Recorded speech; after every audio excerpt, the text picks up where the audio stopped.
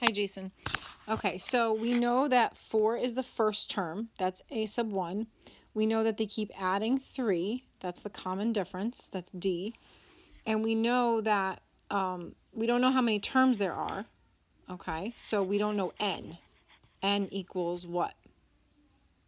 All right, so if I say a sub n equals a sub 1 plus d times n minus 1, I know that 310 is the last term of the sequence. So that'll tell me how many terms there are if I could figure out what n value that has. So if, like, for example, if this came out to be like n equals like 50, then that's the 50th term. That's the 50th number on the list, and that's how many terms there are in the sequence. Okay? So that's what I want to find out, is what term number is 310, and that'll tell me how many terms there are in the sequence.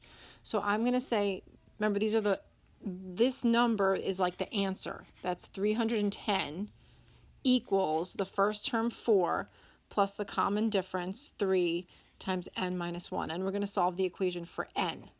So I'm going to distribute the 3. I have 310 equals 4 plus 3n minus 3. I can combine 4 minus 3 is 1. So 310 equals 1 plus 3n. Subtract the 1 over. I have 309 equals 3n. So divide by 3, n equals 103. So 310 is the 103rd number on that list. It is the 103rd term. Therefore, there are 103 terms in the sequence. Okay? Feel free to ask me anything else. Bye.